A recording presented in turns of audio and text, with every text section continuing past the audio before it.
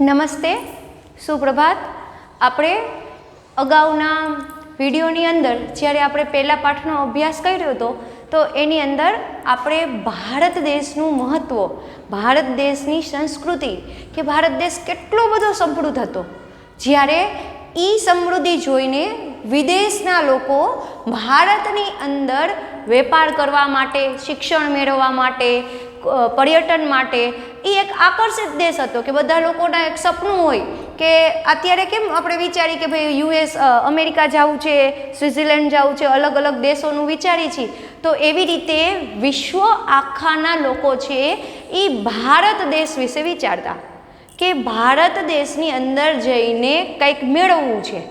તો એટલી બધી ભારત દેશ છે એ સમૃદ્ધ અને સદ્ધર હતો. એના વિશે આપણે અગાઉ છે એનો અભ્યાસ કર્યો હતો કે આર્થિક રીતે કેવી રીતે સમૃદ્ધ હતો, સાંસ્કૃતિક રીતે સમૃદ્ધ હતો, શિક્ષણની વ્યવસ્થા હતી, તબીબીની વ્યવસ્થા હતી, ઘણા બધા ઉદ્યોગો અને ઉદ્યોગોમાં કામ કરતા એન્જિનિયરો, કારીગરો, આ બધાના અભ્યાસ માટેની ગુરુકુલ વ્યવસ્થા એ પણ નિઃશુલ્ક, એક આગવી સંસ્કૃતિ ધરાવતો કે કોઈ પણ દેશ પાસે ત્યારે પોતાની ભાષા, લિપિ, લખાણ નહોતું, ત્યારે આપણી પાસે વેદ, ઉપનિષદ જેવા મહાન ગ્રંથો હતા, જે ગ્રંથોનો અભ્યાસ આપણા વિદ્યાલયોની અંદર થતો. ઘણા બધા ગણિત શાસ્ત્રીઓ હતા, જ્યારે આપણે એ સમયે વિચારી કે અત્યારે આપણે કેલેન્ડર બહાર પડે છે, તો કેલેન્ડરની અંદર આપને એક વર્ષનો સમયગાળો આપે છે. તો એક વર્ષના સમયગાળામાં વાર પ્રમાણે અંગ્રેજોનું બનાવેલું કેલેન્ડર છે, તો જાન્યુઆરી, ફેબ્રુઆરી આવી રીતે સમયગાળો એક વર્ષનો નિશ્ચિત કર્યો છે. અને એ સમયે આપણા જે ઋષિમુનિઓ હતા એ કેટલા બુદ્ધિશાળી હતા કે એને વર્ષો પહેલાં એ કેલેન્ડરનું એક સ્વરૂપ એટલે કે પંચાંગ આપેલું હતું કે જે પંચાંગમાં હજારો વર્ષ પહેલાં કહી દીધેલું કે સૂર્યગ્રહણ ક્યારે થશે, ચંદ્રગ્રહણ ક્યારે થશે, અને કેને આધારે, તો કે ખગોળશાસ્ત્રના આધારે. તો કે આપણા દેશની અંદર એનો પણ અભ્યાસ થતો હતો કે અગાઉ છે એ વાતાવરણની અંદર શું ફેર થવાનો છે એની ગણતરી કરી અને લોકોને અગાઉ જાણ કરી શકતા હતા. તો આ અત્યારે જે શક્ય નથી, કેમ કે અંગ્રેજોની કોઈ પદ્ધતિમાં આવું શિક્ષણ છે એ આપવામાં જ નથી આવ્યું. વાત કરીએ પાઠની, તો કે વિદેશમાં જુદા જુદા દેશના જ્યારે લોકોને આપણા દેશનો માલ સામાન મળતો બંધ થઈ ગયો, એટલે એ લોકો છે એ આપણો દેશ ગોતવા માટે મજબૂર થયા, કેમ કે આપણા દેશ સુધીનો રસ્તો છે એ બધા લોકોએ જોયો નહોતો. આપણા દેશનું એક એને જે જરૂરિયાતની ચીજ વસ્તુઓ હતી એ મળતી બંધ થઈ ગઈ. ક્યારે મળતી બંધ થઈ ગઈ?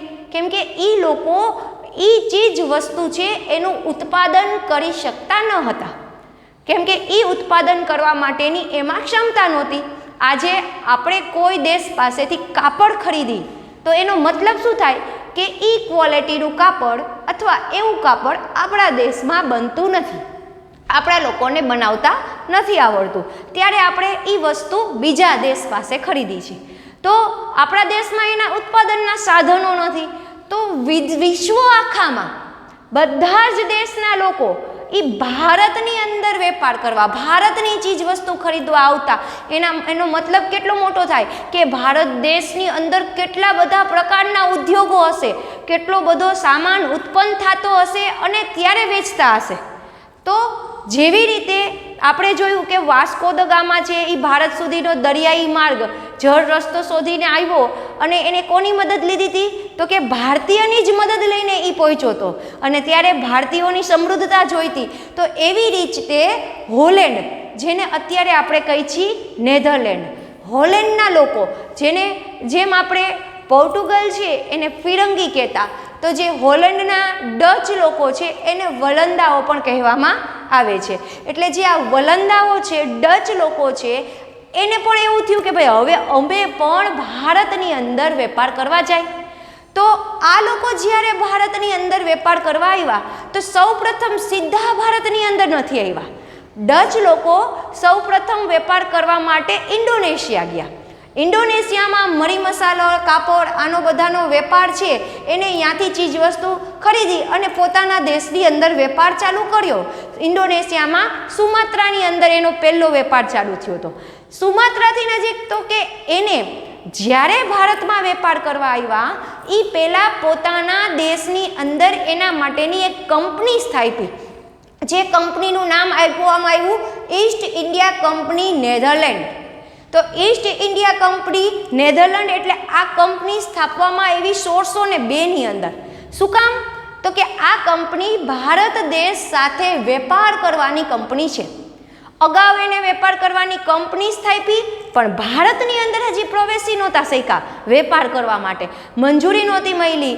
અને એ સમયે એને 1658માં, કેમ કે ઇન્ડોનેશિયા છે એની ઉપર એનો કબજો હતો, અહીંયા એ વેપાર કરતા હતા, તો એની આગળ જે શ્રીલંકા આવેલું છે ત્યાંથી, તો શ્રીલંકા ઉપર એને એના આજુબાજુના પ્રદેશ ઉપર આક્રમણ કર્યા, આસપાસના પ્રદેશો ઉપર, અને શ્રીલંકાના પ્રદેશો ઉપર ડચ લોકોએ કબજો લીધો અને અહીંયા મરી મસાલાનો વેપાર છે એ ટાપુઓ ઉપર શ્રીલંકાના ચાલુ કર્યો. ત્યાર પછી 1632માં, જો કંપની તો ક્યારની 1602ની સ્થાપી દીધી છે. ઈસ્ટ ઇન્ડિયા કંપની નેધરલેન્ડ ક્યારે સ્થાપી? 1602માં. પણ વેપાર કરવાની મંજૂરી એને ક્યારે મળી? તો કે 1632માં એને બંગાળની અંદર છે એ વેપાર કરવાનો ચાલુ કર્યો. 1650માં મલબાર ઉપર એને વેપાર કરવાનો ચાલુ કર્યો. એના પછી આગળ જાય તો એ સમયમાં ત્યારે ગોળકોંડાના શાસક પાસેથી એને ફરમાન લીધું. ગોળકોંડા છે એના શાસક પાસેથી એને એવું ફરમાન લીધું કે ભારતની અંદર વેપાર કરવાની એક છૂટ લીધી સંપૂર્ણ, અને કોઠી સ્થાપવાનું નક્કી કર્યું. તો એને સૌ પ્રથમ મછલીપટ્ટનમ એટલે કે આંધ્રપ્રદેશની અંદર છે, તો કે એ સ્થાન ઉપર પોતાની એક કોઠી સ્થાપી ડચ લોકોએ. એટલે કોઠી એટલે આપણે એને એક કારખાનું કહી શકીએ, એક ગોદામ કહી શકીએ, જ્યાં ચીજ વસ્તુઓ એ ભેગી કરી અને પોતાના દેશમાં મોકલે. આની વ્યવસ્થા પહેલાં જે વેપાર કરવાની છૂટ હતી, તો દેશની અંદર આવે, ચીજ વસ્તુ ખરીદી અને પોતાના દેશમાં વયા જાય. હવે કોઠી સ્થાપવી મતલબ યાની એક પ્રોપર્ટી ખરીદવી અને પ્રોપર્ટી ખરીદેલી પ્રોપર્ટી ઉપર પોતાનો અધિકાર રાખવો, આને કોઠી સ્થાપી કહેવાય. તો એ કોઠી એટલે એક વેપાર કરવા માટેનું સ્થાન, કે આ અમારું સ્થાન છે એવું નિશ્ચિત કર્યું. તો મછલીપટ્ટનમની અંદર છે એને સ્થાન નિશ્ચિત કર્યું અને એની ઉપર ધીમે ધીમે કબજો કરી લીધો આજુબાજુના ઘણા બધા પ્રદેશો ઉપર, કેમ કે કૂટનીતિ હતી. ભારતની અંદર વેપાર કરવો એટલી જ નીતિ નહોતી, પણ સંપૂર્ણ ભારત દેશને પોતાના કબજામાં લેવો. તો એના માટે તો કે બધા જ પ્રયત્ન કરવા. તો ધીમે જે પ્રદેશની અંદર એ લોકો વેપાર કરવા આવતા એ પ્રદેશની અંદર આજુબાજુ રહેતા લોકોને ખ્રિશ્ચિયન ધર્મ તરફ આકર્ષણ કરાવતા, કે લોકો છે એ ભારતીય સંસ્કૃતિ, ભારતીય ધર્મ છે એ ભૂલી જશે તો જ એ લોકો છે એ આપણા ગુલામ બનશે. જ્યાં સુધી એ એની સંસ્કૃતિ, એનો ધર્મ છે એ સાચવીને રાખશે તો વ્યક્તિ છે એ ક્યારેય ગુલામ નથી બનવાનો. તો માનસિક ગુલામ બનાવવા માટે એને બળજબરી ભારતના લોકોને, જે વિદેશીઓ ભારતમાં આવ્યા, એને ખ્રિશ્ચિયન બનાવવાનું ચાલુ કર્યું. ધીમે ખ્રિશ્ચિયન સંસ્કૃતિ છે એ આપણી સંસ્કૃતિની અંદર ભેળવવાનું ચાલુ કર્યું, જેને કારણે આપણી સંસ્કૃતિ નાબૂદ થઈ જાય અને આપણે વર્ષો જતા એ લોકોના માનસિક ગુલામ થઈ જાય અને આપણી જે સમૃદ્ધિ છે એ ધીમે સમૃદ્ધિ છે એ ગરીબી તરફ જાતી જાય. તો 1650ની અંદર તો ઇંગ્લેન્ડ અને હોલેન્ડ વચ્ચે યુદ્ધ થયું, એટલે કે અંગ્રેજો વચ્ચે અને ડચ વચ્ચે. ક્યારે યુદ્ધ થયું? તો કે 1650ની અંદર. જ્યારે ઇંગ્લેન્ડ અને હોલેન્ડ વચ્ચે જ્યારે યુદ્ધ થયું તો એ યુદ્ધની અંદર છે એ હોલેન્ડના લોકો છે એ અંગ્રેજોની સામે ટકી શક્યા નહીં. પછી નિશ્ચિત કરવામાં આવ્યું, હવે આ સમયગાળાની અંદર જે આ લોકોનો જે સમયગાળો છે એટલે 16મી સદીનો અંત ભાગ, એ ભારતના પ્રદેશની નજીકના પ્રદેશમાં 15મી સદી દરમિયાન છે એ આવી ગયા હતા અને આ સમયગાળાની અંદર અંગ્રેજો ભારતની અંદર આવી ગયા હતા. એટલે કે ઇંગ્લેન્ડના લોકો જેને આપણે બ્રિટિશો કહીએ છીએ. તો એ ભારતની અંદર આવી ગયા હતા. તો એની સાથે વેપારની અંદર તકરાર થતી હતી. એમાં અંગ્રેજોની સામે જે ડચ લોકો છે એ ટકી શક્યા નહીં. એટલે ટકી ન શક્યા એટલે તરત જ એને એનો વેપાર ભારતમાં સીમિત કરી અને વેપારનું જે સ્થાન છે એ ક્યાં રાખ્યું તો કે ભાઈ ઇન્ડોનેશિયાની અંદર સ્થાન. એવી સંધિ કરવામાં આવી, સમજૂતી કરવામાં આવી કે ભારતની અંદર અંગ્રેજો વેપાર કરશે અને ભારતની બહારના જે ટાપુઓ અને જે એ પ્રદેશો છે ઇન્ડોનેશિયાના ને ત્યાં છે એ ડચ લોકો એટલે કે વલંદાઓ છે એ વેપાર કરશે. આવી સમજૂતી કરવામાં આવી.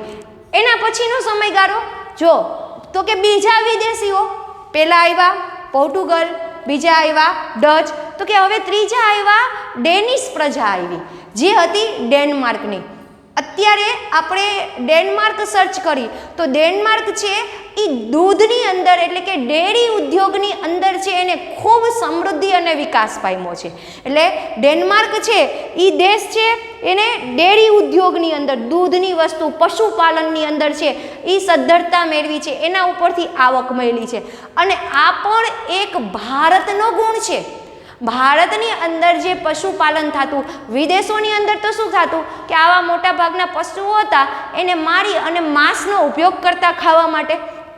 તો આપણા દેશમાં તો એ સમયે પદ્ધતિસર ખેતી થતી, ખેતીઓ માટેના બધા સાધનો હતા અને એ સાધનો બનાવનારા એન્જિનિયરો પણ હતા દેશની અંદર.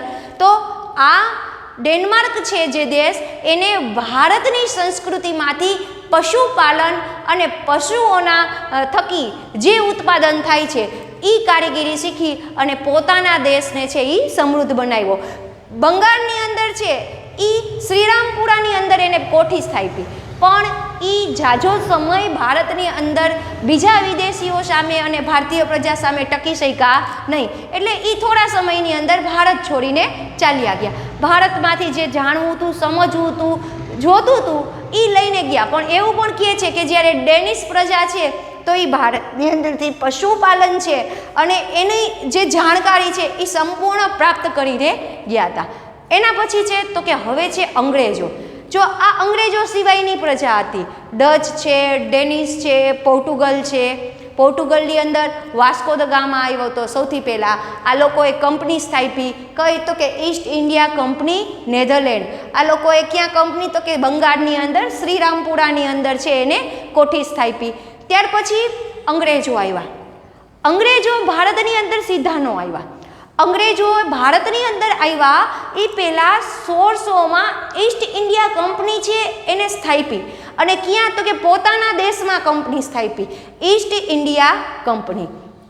આ ઈસ્ટ ઇન્ડિયા કંપની છે એ કંપનીનું સ્થાન, જેમ કે આપણે એક રિલાયન્સ કંપની છે, ટાટા કંપની છે, તો આવી રીતે કંપની સ્થાપી જેનો ધ્યેય અને ઉદ્દેશ તો કે ભાઈ ભારત દેશની અંદર વેપાર કરવો અને ભારત દેશ ઉપર કબજો કરવો અને આપણી સત્તા ભારત દેશ ઉપર જમાવી. તો એના માટે પોતાના દેશમાં પૂર્વ તૈયારી એટલે અગાઉ તૈયારી માટે એ લોકોએ કંપની સ્થાપી. આપણા દેશમાં લોકો આવવા માટે કેટલા ઉત્સુક અને કેટલી તૈયારી સાથે આવતા કે એને પોતાના દેશને સમૃદ્ધ બનાવવો છે, એના માટે એને ભારત દેશની અંદર જવું છે, ભારત દેશની સંસ્કૃતિને નાશ કરવી છે, ભારત દેશની પ્રજાને ગુલામ બનાવી છે. તો આપણે એના કરતાં કેટલા સમૃદ્ધ હશે કે એને આપણે આપણી સંસ્કૃતિ નાશ કરવાની જરૂરિયાત પડી, આપણે ગુલામ બનાવવા માટે આપણો અભ્યાસક્રમ એટલે ગુરુકુળ શિક્ષણ વ્યવસ્થા બંધ કરાવવાની જરૂરિયાત ઊભી થઈ. તો કે અંગ્રેજો છે એને 1600માં ઈસ્ટ ઇન્ડિયા કંપનીની સ્થાપના કરી. આ ઈસ્ટ ઇન્ડિયા કંપનીની સ્થાપના પછી 1608માં એનું પ્રથમ જહાજ છે એ ભારતમાં આવ્યું. જ્યારે પ્રથમ જહાજ ભારતની અંદર આવ્યું ત્યારે એનો કપ્તાન હતો એ હોકિંગ્સ હતો. હોકિંગ્સે એ સમયે ગુજરાતમાં વેપાર કરવા માટેની મંજૂરી માંગી, પણ એને વેપાર કરવા માટેની છૂટ મળી નહીં. તો ત્યાર પછી ભારતની અંદર વેપાર કરવા માટે 1613ની અંદર 1608માં પહેલું જહાજ અમુક લોકોને લઈને આવ્યા ભારતમાં વેપાર કરવા. આ એ જ અંગ્રેજો છે જે આપણા જે વેપારીઓ હતા એની પાસે એના જૂના જહાજો ખરીદતા, આપણી જૂની વાપરેલી ચીજ વસ્તુઓ છે એ ખરીદી અને 20 વર્ષ 25 વર્ષ સુધી પોતાના દેશમાં વાપરતા. આપણી પાસે જૂનું જહાજ ખરીદે અને 25 વર્ષ વાપરે, 20 વર્ષ વાપરે, એટલી એની પોઝિશન કે એના દેશની અંદર કોઈને જહાજ બનાવતા આવડતું નહોતું કે જે પાણીની અંદર તરી શકે એવું. તો આ જહાજ બનાવવાની તકનિક પણ છે એ લોકોએ ક્યાંથી શીખી? ભારતમાંથી. ધાતુઓ છે, ધાતુઓના સાધન બનાવવાની તકનિક ક્યાંથી શીખી? ભારતમાંથી. આ લોકોએ કંપની સ્થાપી, પણ આ લોકોએ જ્યારે કંપની સ્થાપી એ પહેલાં ભારતની અંદર ઘણા બધા કારખાના અને ઘણા બધા ઉદ્યોગો હતા. જે કારખાના ઉદ્યોગોની ચીજ વસ્તુ લેવા માટે એ લોકો આવતા. તો ધીમે ધીમે આ લોકોએ આપણા દેશના આ કારખાના, આ ઉદ્યોગ, આ વેપારી, આ બધાને નાશ કરવા માટેનું મુખ્ય સ્થાન ગોઈતું તો કે શિક્ષણ વ્યવસ્થા. જો દેશની શિક્ષણ વ્યવસ્થા બંધ કરી દેવામાં આવશે તો દેશના લોકો છે એ ધીમે ધીમે અભણ એટલે નિરક્ષર બનતા થશે. ધીમે ધીમે જે ચીજ વસ્તુની બનાવટ, આ બધી ટેકનિકો જે એ લોકોને આવડે છે એના જીવન ધોરણ છે એ બગડવા લાગશે. હવે આપણે જોયું તો કહેશે કે ભાઈ 1835ની અંદર અમે તમારા લોકો માટે શાળા ખોલી, આગળ ભણવામાં આવશે, પણ એ શાળા છે તો આપણું શિક્ષણ બંધ કરાવીને પછી એનું શિક્ષણ આપવાનું ચાલુ કર્યું. તો એની પહેલાં આપણી ખૂબ સારી વ્યવસ્થા હતી, જેને કારણે આખો દેશ છે એ સમૃદ્ધ હતો અને સોના અને ચાંદીમાં વેપાર કરતો હતો. તો સર ટોમસ રો છે એને જહાગીર પાસે મંજૂરી લીધી અને જહાગીર પાસે મંજૂરી લઈને એને સૌ પ્રથમ કોઠી સુરતમાં સ્થાપી. સર ટોમસ રો કોના પછી? તો કે હોકિંગ્સ પછી ભારતની અંદર વેપાર કરવા માટે સર ટોમસ રો આવ્યો અને આ સર ટોમસ રો નામનો અંગ્રેજ અધિકારી જેને સુરતની અંદર વેપાર કરવાની મંજૂરી લીધી, કોની પાસે લીધી? જહાગીર પાસે લીધી અને સુરતની અંદર પહેલી કોઠી છે એને સ્થાપી. ત્યાર પછી છે તો કે બાલાસોરની અંદર 1633ની અંદર એને કોઠી સ્થાપી. હુગલી નદીને કિનારે એને બંગાળમાં સૌપ્રથમ વેપાર ચાલુ કર્યો 1651. હવે આ હુગલી નદી છે એ મહત્વનો ભાગ ભજવે છે બંગાળની અંદર કે અહીંયા નાની નાની કોઠી સ્થાપી હતી વેપાર કરવા માટે, પણ હુગલી નદી બંગાળની અંદર મોટા પાયે ફેક્ટરી સ્થાપી કે સંપૂર્ણ ભારત દેશની ઉપર કબજો કરવા માટેની શરૂઆત છે. તો એને વર્ષો પહેલાંનું નક્કી કે 15મી 14મી સદીની અંદર જ્યારે જુદા જુદા અંગ્રેજો જાસૂસ બની અને ભારત દેશની મુલાકાતે આવતા ત્યારે એ ભારત દેશનો અભ્યાસ કરતા, ભારત દેશના ગામડે ગામડે ફરી શું કામ સમૃદ્ધ છે, શું કામ સદ્ધર છે, કેવી શિક્ષણ વ્યવસ્થા છે, કઈ સંસ્કૃતિમાં માને છે, કેવા વિચારોના લોકો છે અને કેવી તબીબી સારવાર છે, કેવા બાંધકામ છે. આપણે અંગ્રેજો આવ્યા એ પહેલાંના આપણે બાંધકામ જોઈ ભારત દેશની અંદર તો આજે પણ 5000 વર્ષ જૂની, 6000 વર્ષ જૂના આપણે સાઉથની અંદર જાય તો મંદિરો છે અને એ મંદિરો કેવા છે તો કે પથ્થરો છે, એ પથ્થરોને કોતરીને કારીગીરી કરી છે જે અત્યારે થતી નથી. તમારું કે મારું ઘર આવું કોતરેલું બનાવેલું નથી, કેમ કે અત્યારે એવા કારીગરો છે નહીં. અને એ પણ કેવા ચોટેલા કે એક પથ્થર ઉપર બીજો પથ્થર વાપરવા કેવા કેમિકલનો ઉપયોગ કર્યો હશે કે 5000 વર્ષ ટક્યું. આજે 500 વર્ષ પણ આપણી ઇમારત ટકતી નથી. આપણું ઘર છે એ 500 વર્ષ પણ ટકતું નથી. એમાં 10-20 વર્ષ થાય એટલે આપણા ઘરને જે સિમેન્ટ છે એ ભેજને કારણે છૂટી પડે છે, જેને કારણે આપણું ઘર છે એ નુકસાન પામે છે. પણ એ સમયે જે બાંધકામ થતા એ બધા જ બાંધકામ છે એ હજારો વર્ષ સુધી એમનેમ રહેતા. વરસાદ, ઠંડી, ગરમી, આક્રમણ ઘણું બધું. તો આપણી માનસિકતા કેટલી ઊંચી, દેશના લોકોની સદ્ધરતા એટલે કે બુદ્ધિ ક્ષમતા કેટલી બધી વધારે હતી કે જેને કારણે એ એવા ભવનોનું નિર્માણ થતું. તો ભવનોનું નિર્માણ થતું એનો મતલબ શું? તો કે દેશની અંદર આર્કિટેક્ટ હશે, નકશાકારક હશે કે જે એનો નકશો બનાવતા હશે, ભવનોનું નિર્માણ કરવાવાળાનું શિક્ષણ થતું હશે, જે અત્યારે પણ આપણે જોવી છીએ. પણ અત્યારે એવા ભવનોનું નિર્માણ છે એ શક્ય બનતું નથી કે જે 5000 વર્ષ 10,000 વર્ષ ટકે. તો આ બધાથી આ વિદેશી પ્રજા આકર્ષિત થઈ હતી અને સૌથી વધારે ભારત દેશનો અભ્યાસ છે એ બ્રિટિશ લોકોએ, અંગ્રેજોએ કર્યો.